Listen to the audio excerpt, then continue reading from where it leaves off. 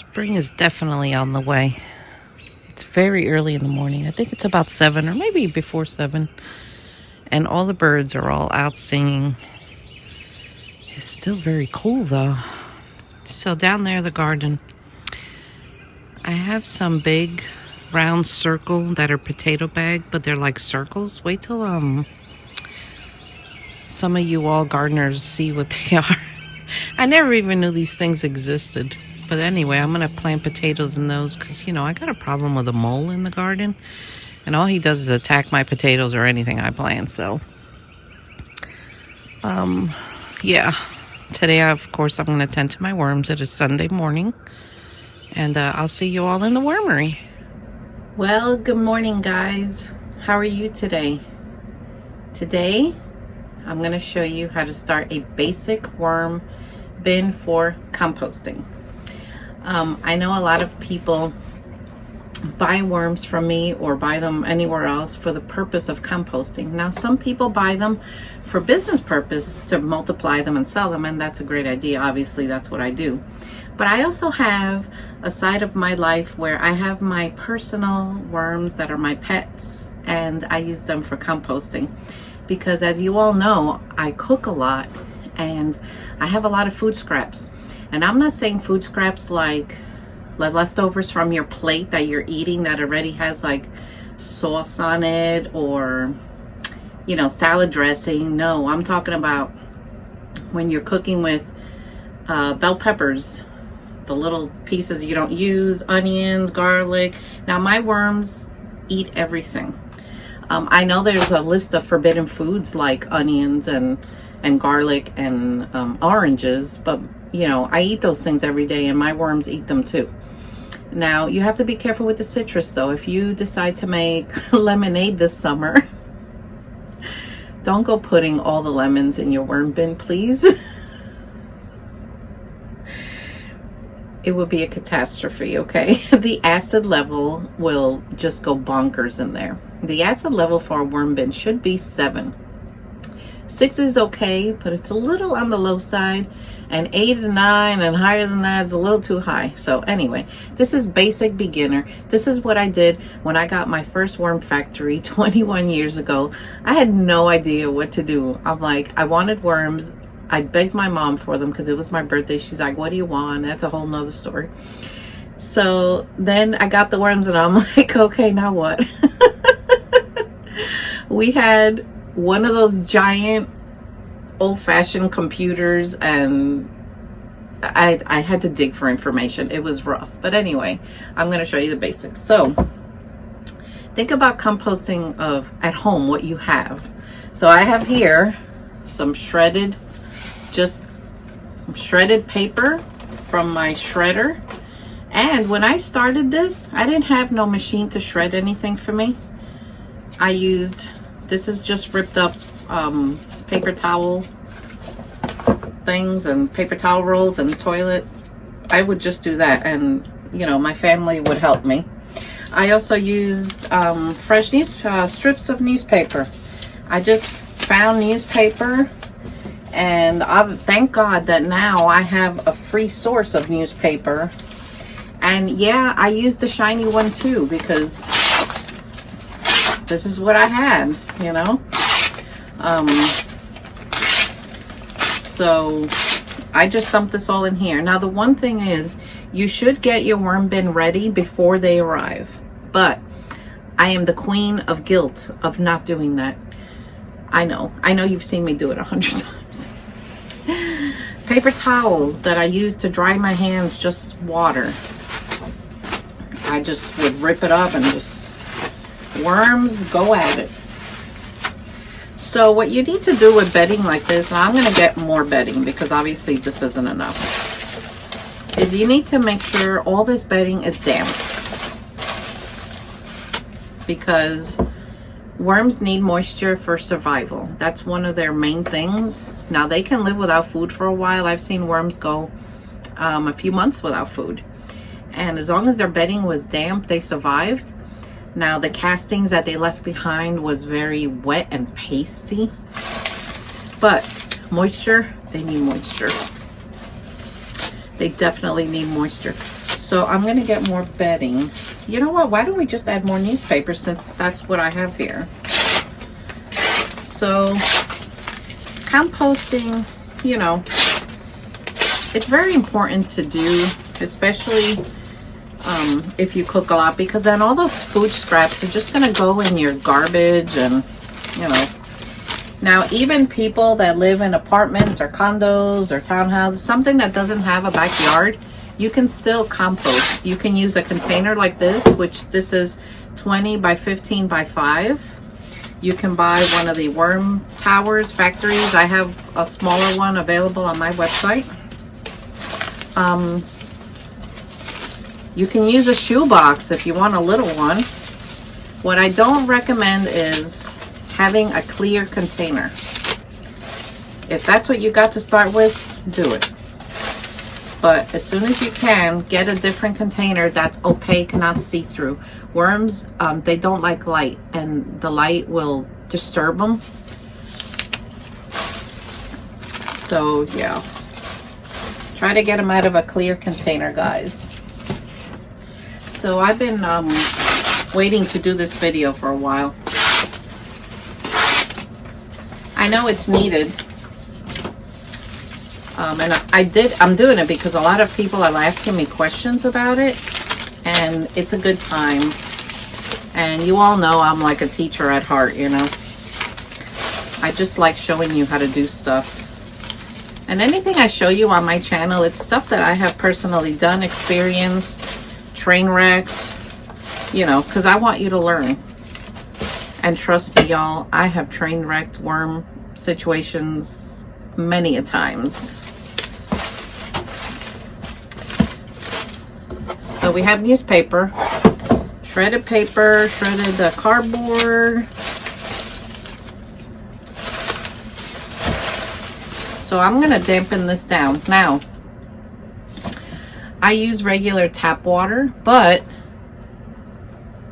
I put the tap water in a gallon of water, like an empty milk jug or just an empty container, and I leave the cap off and I let it air out a few days, because that'll dechlorinize it and get all the yucky stuff out of it. Another thing that I do is I put a little piece of mosquito dung in there. Now, mosquito dunks will take care of your flying insects. I know a lot of people have problems, especially now with spring coming, with gnats and flies and fruit flies and all kinds of things. Trust me, you've seen the amount of worms I have in there. I rarely have a problem with flying things. I do have those traps that are hanging around the air, you know, in the ceiling, just in case. But I have like a light zapper in there. And ever since I started using the mosquito dunks, that light zapper has rarely gone off. This has really taken care of the problem. Now, I'm not sponsored by them. I wish I was, because let me tell you, it is a solution. But I don't know if I have them linked on my Amazon store. I'll check.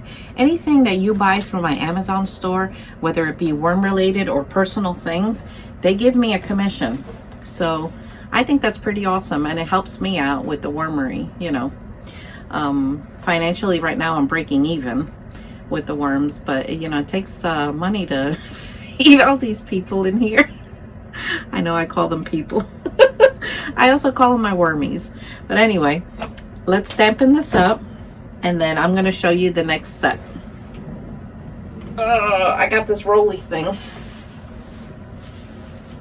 Okay. So here I am in my sink. I have the fabulous worm bucket set up with mosquito dunk water. I fill it up and I put a mosquito dunk in there, and this is the water that I like to add in addition to regular water. I don't do the whole thing with this water. I just do some. It really helps take care of the problem. So another way I like to wet my bedding is with warm water. Especially since I know I'm not going to put the worms in here like immediately. By the time I get them, it'll have time to cool off. So this is what I want you to do. Now obviously there's a lot of water in there, but we're going to mix this up.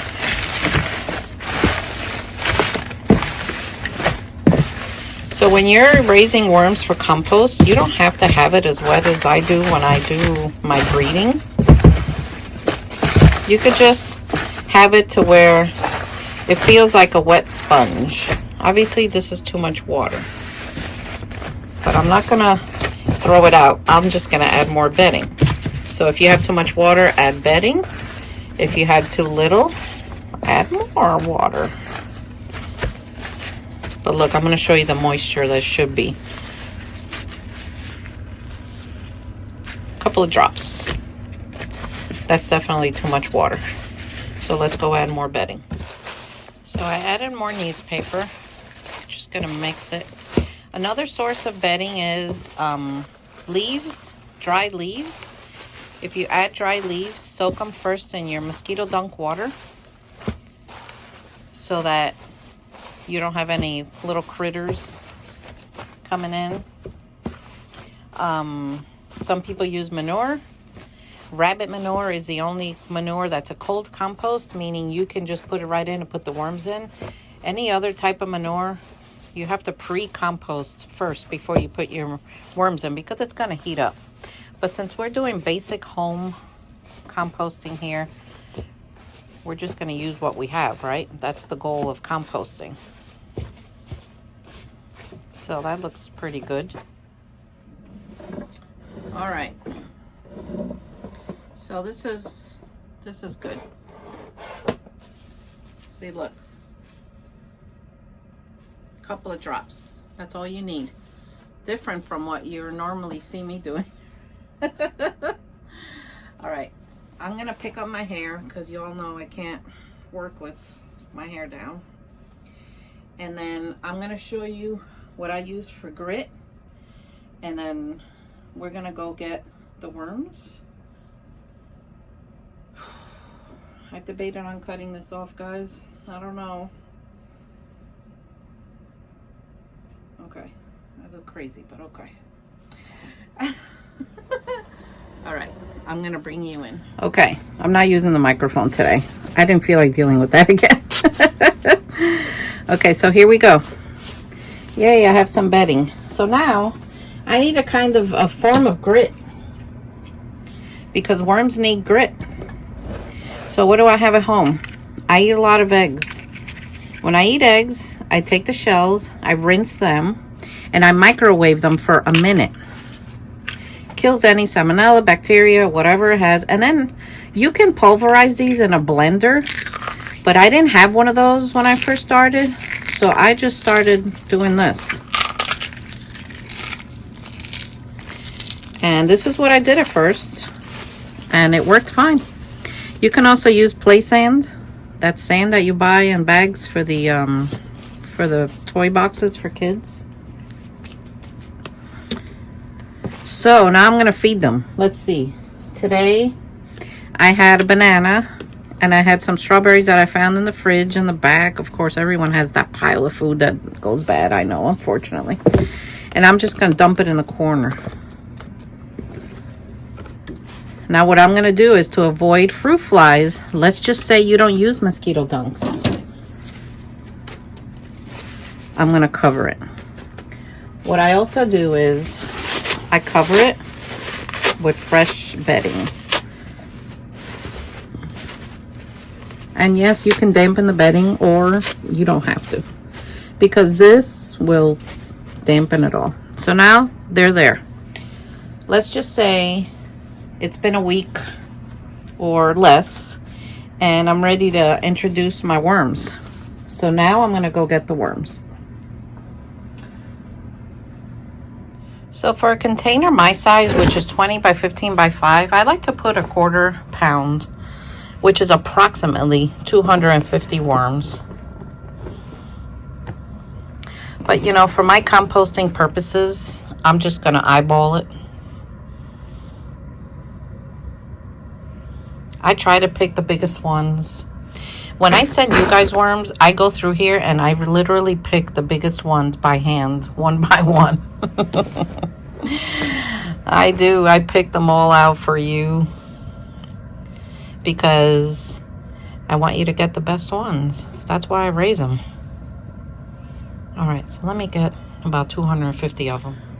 All right, guys, I went and got worms. 1/4 pound is about 250. approximately. So these worms are, in my opinion, the best composting worms in the world.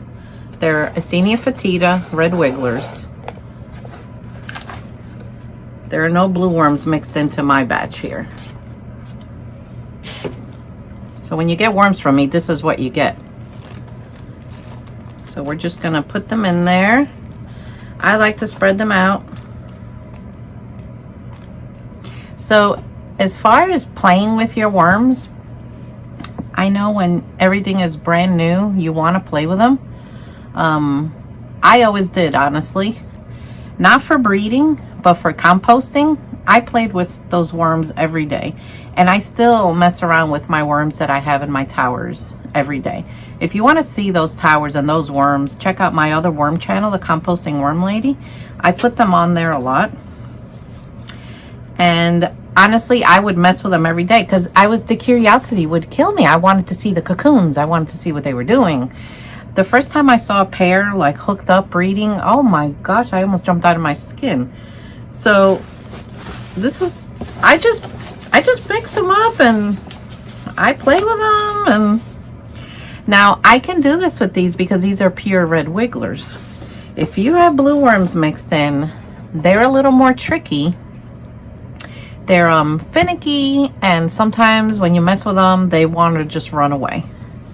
And blue worms are not a bad worm, but that's the problem people are having with them. They're unpredictable in their behavior. I haven't had blue worms in many years.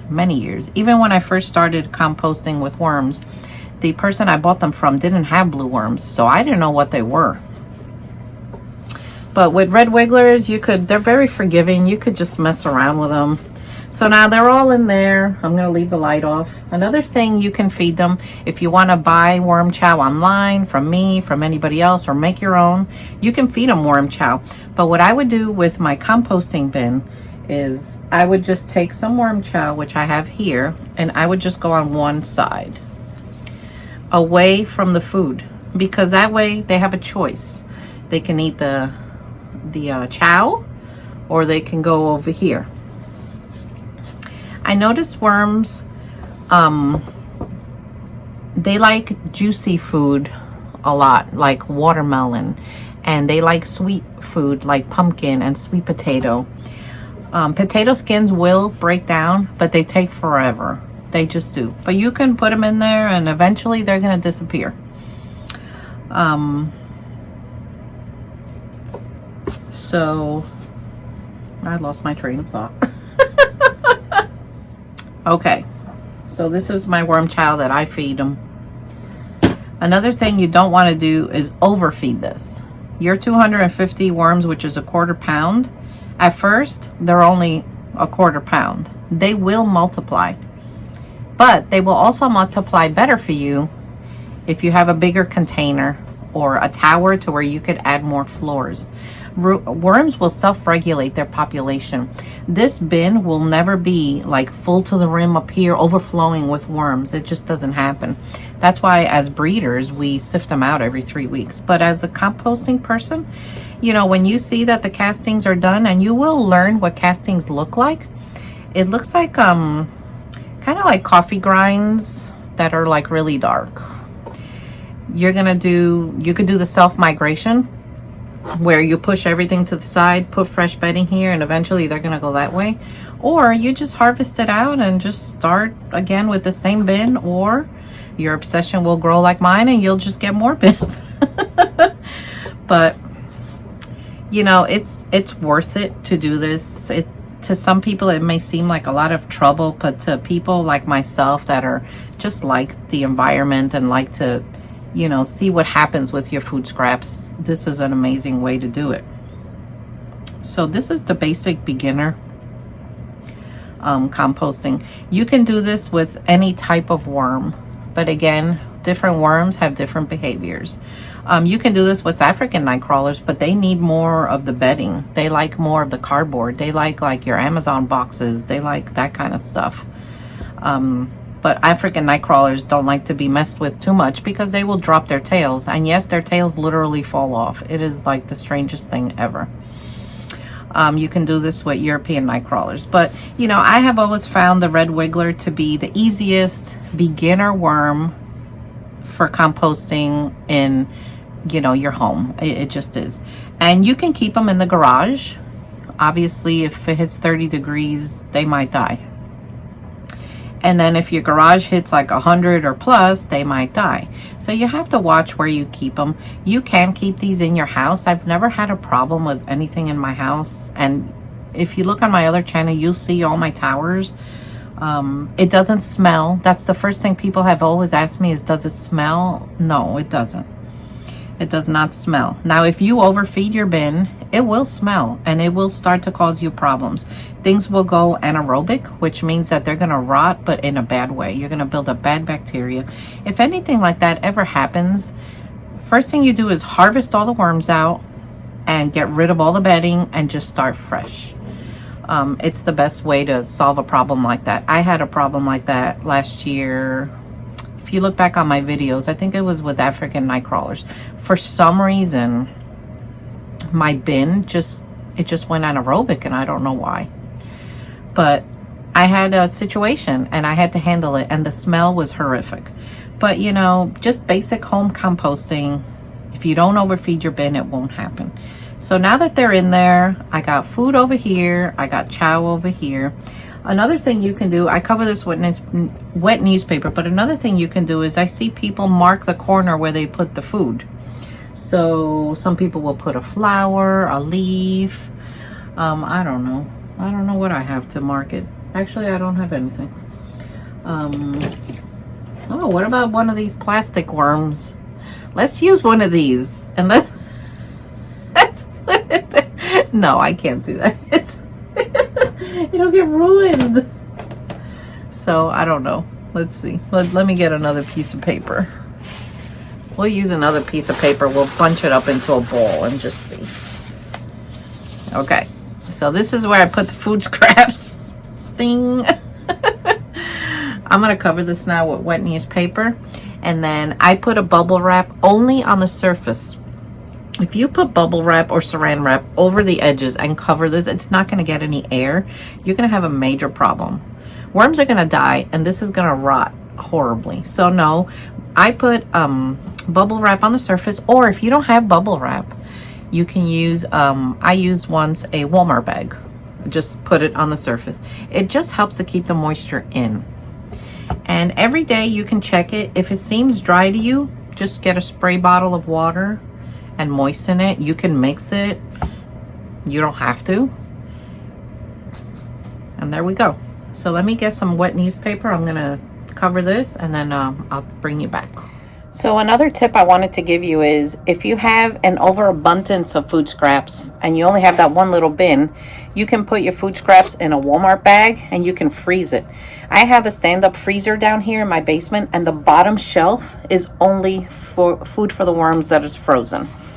The reason I do that is because you never know. I need to go out. I might get sick. Someone's like, I need to feed the worms, and then they can just pop it out and take it and put it in the bin. That's another reason I have worm chow available. It's because what if I run out of food scraps? What if I don't cook that day? What if I don't have anything to feed them? At least a worm chow will nourish them and get them through. Anyway, I just wanted to tell you that before I forgot, because right now I'm taking care of these guys. So what do you think, guys? You're gonna give it a try?